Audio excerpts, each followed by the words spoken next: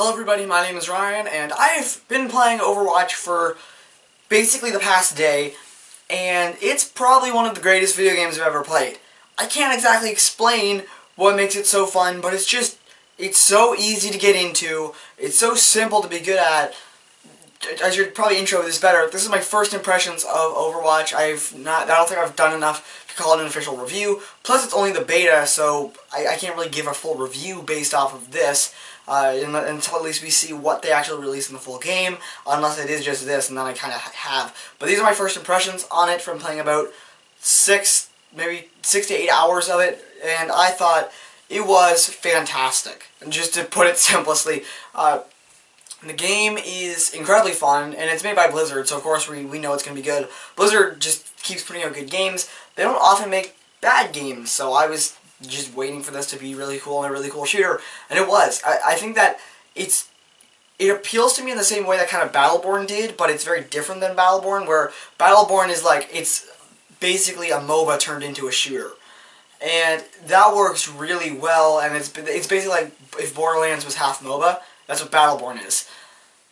Overwatch is kind of like Battleborn because it has some of the same kind of humor and just the weirdness of these heroes and the art style, which looks interesting. So there's that. So I think that if you like Battleborn, there's a pretty good chance you're going to like Overwatch. I'm not saying that there's going to be a full crossover market there, but this game did have a lot of similarities that I could see right off the bat. It was based off a lot of teamwork, which I think was great. And one of the most interesting things about a game based off teamwork is it's hard to be bad at it.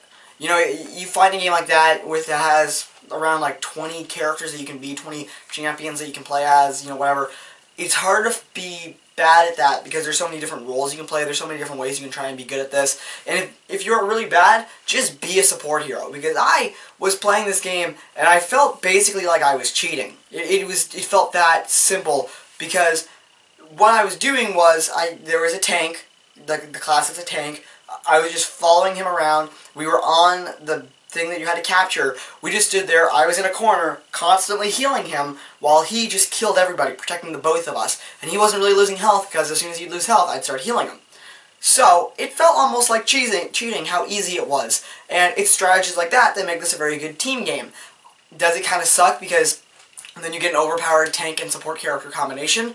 Yes. However, there are ways that you can beat it. You know, it's just that they didn't beat me. They couldn't get past the main guy because he was really good at it. So maybe it's just that they didn't attack right. But like I said, strategy works in this game. So because I was hiding and he was protecting me, and we were protecting the central point because there was always two of us on there, it was fun because it worked, and it's such a strategy game.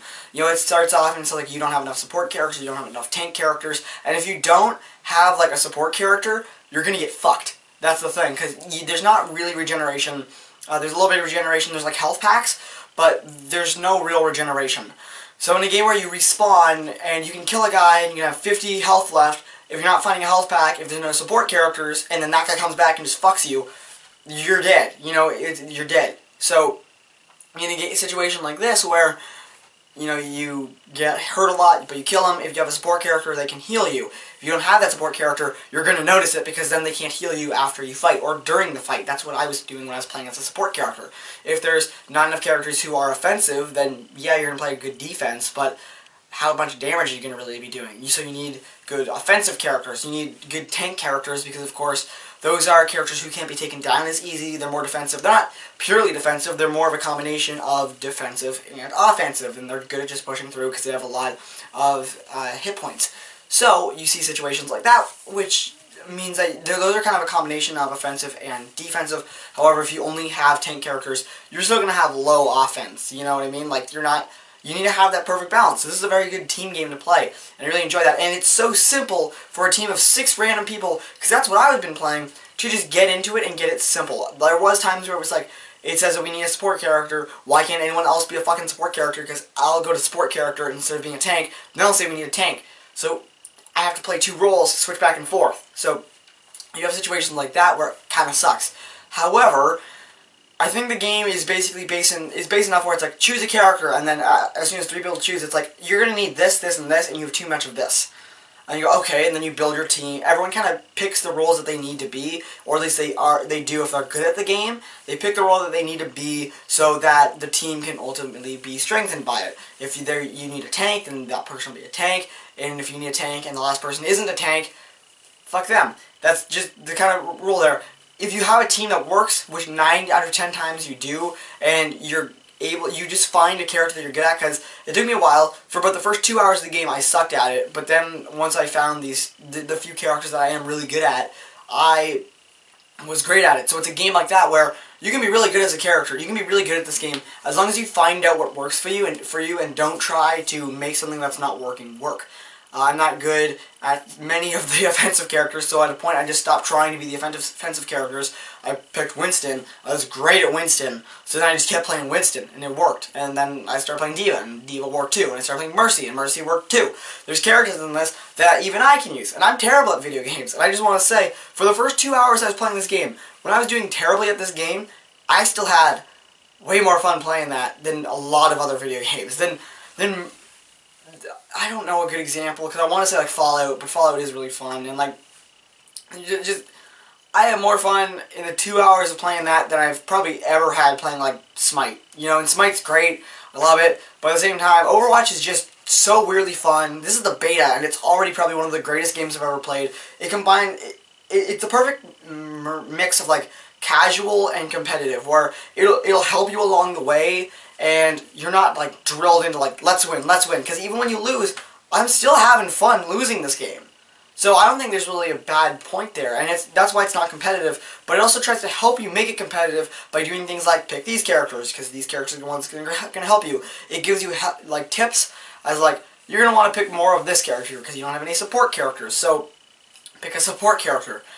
If you understand what I'm saying, this might sound like the greatest game ever, because it might be. Like, it's a perfect match of fun, casual stuff with the same kind of combination of competitive, you want to win, but you don't mind not winning.